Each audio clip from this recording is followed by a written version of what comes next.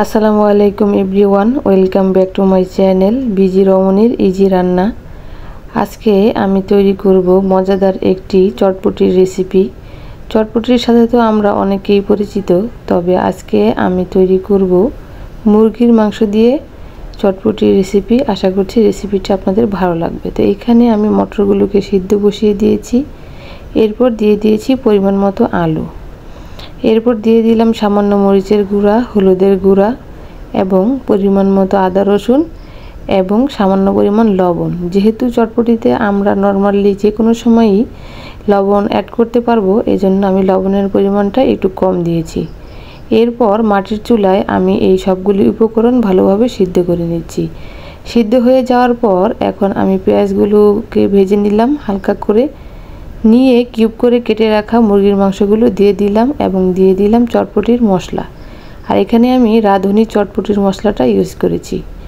এরপর সেই সিদ্ধ করা ডাবলি এবং আলুগুলো দিয়ে দিলাম মাটির চুলোতে এবং একটু ভালোভাবে বলক চলে আসলে এরপর এগুলোকে নামিয়ে নেব। তাহলেই তৈরি হয়ে গেল এই মুরগির মাংস দিয়ে চটপটি তৈরির প্রথম স্টেপ।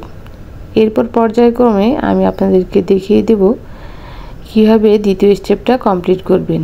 দ্বিতীয় স্টেপ কমপ্লিট করার সময় আমরা নর্মালি যেভাবে চটপটিটা তৈরি করি ঠিক সেভাবেই তৈরি করব, হাতের কাছে থাকা যে উপকরণ যার ঘরে যা থাকে তা দিয়েই। তো এখানে আমি আমার কাছে যে উপকরণগুলো ছিল ওইগুলো দিয়েই আমি জাস্ট চটপটিটা ডেকোরেশন করে নিচ্ছি। এখানে কাঁচা সবজি হিসেবে যার ঘরে যা থাকবে সেটা দিয়েই কিন্তু এটা তৈরি করতে পারবে। তবে নর্মালি এই জিনিসগুলো দিলে চটপটিটা খেতে অনেক বেশি ভালো লাগে এবং টেস্টটা অনেক বেশি ভালো আসে। আর এখানে আমি দিয়ে দিলাম ধনিয়া এবং টালা মরিচের গুঁড়ো এবং অ্যাড করে দিলাম রাঁধুনি চটপটির মশলা এবং তেঁতুলের টক। তারপর উপর থেকে একটু ডিম দিয়ে দিলাম। ব্যাস তৈরি হয়ে গেল মজাদার চিকেন চটপটি রেসিপি। আশা করছি রেসিপিটি আপনাদের ভালো লেগেছে। রেসিপিটি যদি ভালো লেগে থাকে তাহলে অবশ্যই আমার চ্যানেলটি সাবস্ক্রাইব করে দিবেন।